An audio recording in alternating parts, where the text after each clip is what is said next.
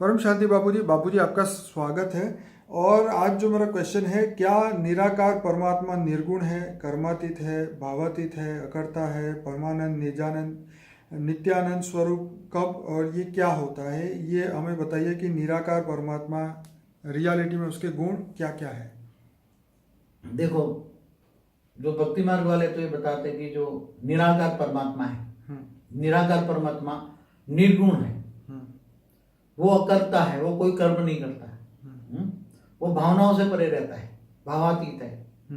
तो उसका एग्जाम्पल दूंगा। भावातीत का मतलब ये बताया कि जब धरती पर यहाँ अर्ध प्रलय होता है ना, सतयुग त्रेता द्वापर कलयुग पूरा होने पर अर्ध प्रलय होता है ना, तो अर्ध प्रलय होता है तो यहाँ तो नीचे ये विनाश विनाश विनाश त्राहिमम त्राहिमम होगा ना। अर्ध प्रलय में तो सब मनुष्यों का विनाश होता है, त्राहिमम त्राहिमम होगा। अगर वो ऊपर से देख रहा है तो ये विनाश देख पाए, अगर भावनाओं में होगा तो देख पाएगा। आप सोचो पहले, अगर वो भावनाओं में होगा तो देख पाएगा, नहीं देख पाएगा। तो ये तो एक तो अर्ध प्रलय हुआ, फिर टोटली प्रलय 71 बार अर्ध प्रलय होते हैं, तब एक मनवंतर होता है, तो मनु शत्रुघ्न का टाइम पूरा होता है धरती पर 71 टाइम्स अर्ध प्रलय होता है, फिर पूरा धरती पर प्रलय होता है। तो धरती पर पूरा प्रलय हो जाएगा तो वो देख पाएगा क्या? ऐसी तरह 14 मनवंतर होने पर कल प्रलय होता है, तो भूलोक, भूभुलोक, स्वलोक तीनों लोग खत्म कर देता है। ये विष्णु का कार्य है। विष्णु सूर्य में प्रवेश करके 12 सूर्य की अग्नि पैदा करता है और वो भूलोक भूभुलोक जलाकर भस्म करता है। तो क्या वो अगर भावनाओं में होगा तो देख पाएगा? उसको तो सत्यम शिवम सुंदरम कहते हैं, निराकार का ही गुण है ये। चाहे लोग निराकार शिव कहे या निराकार परब्रह्म परमेश्वर कहे, जो उसको नाम दे, क्योंकि निराकार ही सब कुछ है। समझ में आया? सारा आकाशीय रिकॉर्ड नीचे से ऊपर तक जाता है। तो अगर वो भावनाओं में नहीं है तो भावातीत रहता है, वो करवाता। भावातीत रहते कर्म करवाता है, इसलिए अकर्ता बोला उसने। वो ब्रह्मा द्वारा सृजन, विष्णु द्वारा पालना और शंकर द्वारा विनाश करवाता है। समझ में आया? तो जब विनाश करवाएगा तो विनाश देख नहीं पाएगा ना, इसलिए विनाश, क्योंकि ये जरूरी होता है कि जैसे किसी का पैर है, पैर वो उसमें बहुत खराबी आ गई है, तो सर्जन के पास जाओगे तो बोला नहीं, ये पैर कटवाना पड़ेगा, बिल्कुल, तभी तुम बच पाओगे ना। सही बात। तो यही बात, जो ब्रह्मांड का 3 लोग खत्म करना पड़ता है, नहीं तो ऊपर ये सड़ते सड़ते सड़ते चौथे लोग ब्रह्मांड खराब हो जाएगा, 5वां लोग, 6ठा लोग, तो पूरा ब्रह्मांड खराब हो जाएगा ना। तो इसलिए 3 लोग, एक जैसे पांव तुम कटवा रहे हो तो तीनों लोगों को सफाएंगे, फिर दोबारा सर्जन कराता है उसमें, तीनों लोग में, भूलोक, भूभुलोक, स्वलोक, तीनों लोग। तो एक कल्प प्रलय मतलब अर्ध प्रलय, प्रलय, ऐसे कल्प प्रलय तो हर कितने ब्रह्मा के 100 साल में कितनी बार अकर्ता बाबूजी क्यों कहा गया निराकार को? अकर्ता खुद नहीं करता ना, ठीक है, करवा खुद रेज मार के ब्रह्मा द्वारा सृजन, विष्णु द्वारा पालना और शंकर द्वारा विनाश कराता है। बाबूजी, ये रेस मारने वाला कई लोग कमेंट लिखे थे यूट्यूब में, नीचे का वीडियो में, कि ये रेस मारना क्या होता है, लोगों को समझ आता है। मैं एक बात बताऊं, एक एग्जांपल दूं। आप पहले पुराने जो थिएटर देखते थे ना, तो नीचे आप बैठते थे तो ऊपर से वो रेज मार के नहीं पिक्चर दिखाता था, डिस्प्ले आता था वहां से, लाइट, एक लाइट क्या बोलते थे उसको, वो तो मुझे नहीं पता। नहीं, वो चलाते थे ना, पिक्चर प्रोजेक्टर होता है, हॉल होता है ना, पिक्चर का प्रोजेक्टर है, वो अपनी लाइट प्रोजेक्टर से पर्दे पे, लाइट पर्दा पर फेंकता था ना, तो वो तुम्हें दिखता था ना, ठीक है। हाँ, तो गीता का ज्ञान भी, जो हमने बोला राम और कृष्ण तो ऑलमाइटी ऑथोरिटी के अवतार थे, मतलब साकार रूप थे ना, और साकार तो जब मृत्यु लोक में आते हैं 5 तत्वों की दुनिया में, उसको मनुष्य जैसे ही हो जाते हैं, साधारण मनुष्य हो जाते हैं ना, मगर उसको गीता का ज्ञान भी कृष्ण के द्वारा, जैसे ये उसके रिफ्लेक्टर के द्वारा, क्या बोलते हैं, प्रोजेक्टर के द्वारा ही उसको ज्ञान दिया गया, रेज मार के बुलाया। ऐसा है कि जैसे हम थिएटर में पिक्चर देखते हैं तो हमें पता नहीं है कि लाइट कहाँ से आ रही है, लेकिन उस प्रकाश के पर्दे को देख के हमें लगता है कि ये रियल एक्टिंग हो रही है, लेकिन ये नाटक है।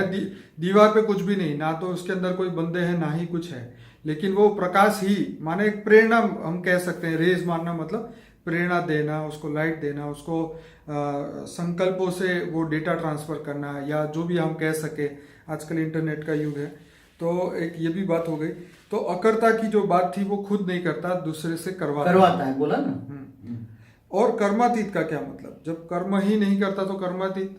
देखो, मैंने एक वीडियो में बोला है कि कोई भी कर्मातीत अवस्था में जब जाता है, जब उसको ये लगता है कि अब वो कर्म तो दूसरों द्वारा करवाता है ना, वो तो दूसरों द्वारा जो कर्म करवाता है, तो उसके अंदर पावर तो उसकी जाती है ना, पावर देके वो करवाता है ना। ब्रह्मा को, इसलिए ब्रह्मा हमेशा ब्रह्मा भी उसको याद करते रहते हैं ना, ब्रह्मा भी तपस्या करते हैं, पावर लेते हैं, डायरेक्शन लेते हैं। शंकर भी उसको निराकार शिव को याद करके पावर लेता है। या निराकार आकारी शिव शक्ति से भी काम कराता है ना, आकारी शिव शक्ति के द्वारा काम कराता है ना शिवपुरी से। तो माँ दुर्गा द्वारा बोलते हैं ना आदि शक्ति, आदि जगदम्बा से, या ब्रह्मांड की आदि जगदम्बा, उससे काम कराता है ना। तो जिससे काम कराता है तो पावर देता है, तो अल्टीमेट पावर लॉस उसको होता है ना। पावर लॉस उसको होता है तो जब जिस दिन वो महाकल्प प्रलय में वो सूर्य में प्रवेश करके पूरे ब्रह्मांड को वो समेट के फिर वो दोबारा अपने रचयिता महाशिव के पास पावर लेने जाता है ना, तो तब फिर दोबारा सर्जन करने की शक्ति उसके पास आती है ना। तो सर्जन अनंत कोटि ब्रह्मांडों का महाकाल प्रलय होता है ना, तो महाशिव की भी यही हालत है। महाशिव भी महाशक्ति द्वारा कार आता है, तो महाशक्ति भी महाविष्णु द्वारा, महाब्रह्मा द्वारा काम कराती है। समझ में? ब्रह्मांड की शक्ति हमेशा ब्रह्मा विष्णु शंकर द्वारा काम कराती। महाब्रह्मांड की महाशक्ति भी महाब्रह्मांड, महाविष्णु, ये सभी के द्वारा कराती रहती है। तो उससे ऊपर गैलेक्सी, यूनिवर्स, परमाशिव, यूनिवर्स को परमाशिव कहेंगे, गैलेक्सी को महाशिव कहेंगे। तो अनंत कोटि ब्रह्मांडों का महाकाल प्रलय होता है, महाशिव महाकाल बनता है। तो उसको उसी टाइम पर वो जब विसर्जन नहीं कर सकता तो उसकी कर्मातीत अवस्था किसको कहेंगे? आत्मा की हम कर्मातीत अवस्था की बात करते हैं ना, तो शिव की भी कर्मातीत अवस्था होती है ना। कर्मातीत अवस्था तो शिव को भी लागू जगती है, महाशिव को भी लागू पड़ती है, परमाशिव को भी लागू पड़ती है, चाहे मल्टीवर्स का मालिक को भी लागू पड़ती है। समझ में आए? जहां भी कर्मातीत अवस्था इसलिए जाना पड़ता है कि जब वो नीचे गिर जाता है उसके इससे बहुत विकर्म हो जाते हैं। समझे? उसका पावर लॉस बहुत हो जाता है। तो पावर वापस लाने के लिए, जो उसके विकर्म विनाश करने के लिए, जैसे शिव ने पूरे ब्रह्मांड को सर्जन किया, ब्रह्मा का 100 साल पूरा हो गया, उसकी पावर पूरी हो गई ना। तो ब्रह्मांड को समेट लिया तो उसके अंदर सारे ब्रह्मांड का काल अग्नि पैदा करके पूरे ब्रह्मांड को अपने अंदर समा लिया ना, ब्लैक होल बन गया ना। तो ब्लैक होल की ग्रेविटी कितनी होती है? जो भी आता है सब अपने अंदर समा लेता है ना, वो समय को भी खत्म कर देता है ना। तो अब उसको कर्मातीत अवस्था, शिव को कर्मातीत अवस्था चाहिए, तो दोबारा वो महाशिव से कांटेक्ट करके, योग लगा के, अपने रचयिता महाशिव से कांटेक्ट करके, योग लगा के, पावर लेके वो फिर दोबारा जैसे था वैसा बन जाए। समझ में आए? जैसे कि वैसा सर्जन करने की शक्ति दोबारा में आ जाए, तब वो कर्मातीत अवस्था कहते हैं। ओरिजिनल स्टेज में पहुंचना माना विकर्म विनाश हो जाए, सारे विकर्म विनाश हो जाए। बाबू जी, ये निराकार परमात्मा को निर्गुण क्यों कहते हैं? निर्गुण कहते हैं उसमें कोई गुण नहीं है, कहते हैं गुणातीत है। उसमें कोई गुण नहीं है, मगर सारे ब्रह्मांड का सारा रिकॉर्ड तो उसके पास जाता है ना। तो उसको प्रैक्टिकल एक्सपीरियंस नहीं है। समझ में आए? जैसे मनुष्य दुख भोगते तो वो दुख का एहसास नहीं है उसको। ठीक है। मगर वो निर्गुण तो इसलिए कहते हैं कि गुण उसमें नहीं है कोई, मगर वो गुणातीत कहते हैं। निकले तो उसी में से है ना, तो फिर नहीं, वो तो निराकारी अवस्था में तो निर्गुण था ना, जब पहले तो निर्गुण था ना। ठीक है। उसमें अंदर जब उसने तो केवल एक संकल्प किया ना, मैं सर्जन करूं, क्या मैं ब्रह्मांड का सर्जन करूं, तो धीरे धीरे वो सर्जन करता गया ना। तो सर्जन करते हुए वो करवाता गया, तो उसके अंदर जो करवाने के लिए भी जो उसको एक्ट करनी पड़ती है, तो वो धीरे धीरे मतलब वो निराकारी अवस्था में भी थोड़े गुण तो आ ही जाते हैं, मगर संपूर्ण निर्गुण नहीं कह सकते। मेरा मतलब ये कहता है। बाबू जी, परमानंद, निजानंद और नित्यानंद वो के तो बारे में कुछ? हाँ, हर कोई आत्मा जब परमधाम में पहुंच जाती है तो ये सब नित्य आनंद में कब रहती है? क्या धरती पर नित्य आनंद में रह सकती है? नित्य मना हमेशा नहीं रह सकती। नित्य मना हमेशा, नित्य आनंद स्वरूप, निज मना खुद, निजानंद खुद आनंद स्वरूप, परम आनंद स्वरूप। परम आनंद कब होता है? जब आत्मा निराकारी बन के परम धाम में जाती, तो जीव से शिव बन जाती है, आत्मा से परम आत्मा बनती है। समझ में आए? तब वो परमानंद स्वरूपम, निजानंद स्वरूपम, दिव्यानंद स्वरूप, ये सारे दिव्य स्वरूप के अनुभव कर सकते हैं। मगर मनुष्य हमेशा वो स्टेज बना ले, हमेशा।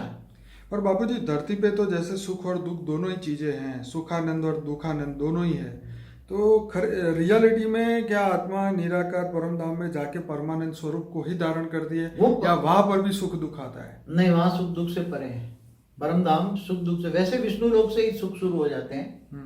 विष्णु लोक उसको वैकुंठ कहते हैं, और उसको सुख, परम सुख की थोड़ी अनुभूति होती है, वहां परम तत्व होते हैं। और निजानंद का मतलब क्या है? निज आनंद, निज माना खुद, निजानंद खुद आनंद स्वरूपम, आत्मा आनंद स्वरूपम, निजानंद स्वरूप इसको कहते हैं। और दिव्यानंद, दिव्य आनंद, दिव्य स्वरूप का अनुभव करें ना, दिव्य आनंद स्वरूप। तो आत्मा निराकार बन जाए ना, तो कोई कर्मों का लेप छेप निकल गया ना। देखो, आत्मा के अंदर जो निराकार है उसके अंदर लेप छेप नहीं लगता, उसके आसपास आकाश तत्व लेप चारों राउंड कर लेती है। फिर इसके ऊपर वायु तत्व, इसके ऊपर अग्नि तत्व, इसके ऊपर स्थूल तत्व। तो वो जो लेप छेप लगा है उससे शरीर बना, कर्मों का हिसाब किताब से बना। मगर आत्मा, असल में आत्मा निराकारी तो फिर निर्गुण है, ऊपर में परम धाम में चली जाती, तब शरीर कर्मों का हिसाब किताब नहीं रहता ना, तब निराकारी बन जाती। तब वो ये सब सारा अनुभव वो आत्मा कर सकती है। धरती पर तो ये करना संभव नहीं है, न दूसरे लोक में, तीसरे लोक में। देवता भी इस स्वरूप का आनंद नहीं कर सकते कि जहाँ क्षय है ना, ये विनाश होने वाला है। क्षय माना विनाश होने वाला है। ब्रह्मापुरी पे विनाश होती है, विष्णुपुरी भी विनाश होती है, शिवपुरी, ये सब विनाश होने वाले हैं। तो बाबू जी बहुत बढ़िया आपने समझाया। मैं सभी श्रोताओं को कहूँगा कि हमारा अनस्पोकन ट्रूथ 120 वीडियो से ज़्यादा है, तो आप उसको 100% पूरा देखिए, क्योंकि इसी से आपको पूरे ज्ञान की प्राप्ति होगी। और ज़्यादा से ज़्यादा लोगों को इस वीडियो के लिंक शेयर करें, व्हाट्सएप के माध्यम से, फेसबुक से, सोशल मीडिया जो भी आपको यूज़ करते हैं, ताकि दूसरी आत्माओं को भी ये ज्ञान मिले, वो भी ये बेहद की परम शांति को प्राप्त कर सके। हमारा मोबाइल का ऐप है, अगर आप प्ले स्टोर में जाके गूगल प्ले स्टोर में बापूजी दशरथ भाई पटेल लिखेंगे तो वो आपको ऐप मिल जाएगा, जिसके माध्यम से आपको हमारे यूट्यूब चैनल, फेसबुक पेज और हमारी वेबसाइट पे जाने के सीधे रास्ते मिल जाएंगे। आपको 25 प्लेलिस्ट जो है उसका सीधा एक्सेस करने का मिल जाएगा मौका। हमारे 2 PDF बुक है, वो आप फ्री में डाउनलोड कर पाएंगे। परम शांति महामंत्र जो है वो हमारे उसमें रखा हुआ, वो भी आप डाउनलोड कर पाएंगे। तो ये ऐप को ज़रूर डाउनलोड करिए और लोगों को भी ये लिंक फॉरवर्ड करें। तो इस ऐप की लिंक भी हमारे डिस्क्रिप्शन बॉक्स में लिखी है, प्लस हमारे जो सेवाधारी आत्माएं हैं उनके भी फ़ोन नंबर दिए हुए हैं, जो भी हमारा कांटेक्ट करना चाहें। कई लोग सिर्फ कमेंट में लिखते हैं हमें जुड़ना है, पर वो डिस्क्रिप्शन बॉक्स एक बार खोल के देखें, उसमें उनको पूरे फ़ोन नंबर, हमारे प्लेलिस्ट, हमारे जितने भी जो भी डेटा है, हमारे वेबसाइट का सब कुछ वहाँ से आपको मिलेगा। आपको कुछ ज़्यादा ढूंढना नहीं पड़ेगा, पर डिस्क्रिप्शन बॉक्स जरूर चेक करिए। बताओ अबाउट में जाना पड़ेगा। नहीं, हाँ, अगर यहाँ पे नहीं आपको आता तो जहाँ पे आप हमारी चैनल में जाएंगे, वहाँ एक अबाउट सेक्शन होता है, वहाँ पर जाएंगे, वहाँ भी आपको फ़ोन नंबर मिल जाएंगे। तो आप सभी लोगों का बहुत बहुत धन्यवाद। बापूजी आपका बहुत धन्यवाद। परम शांति।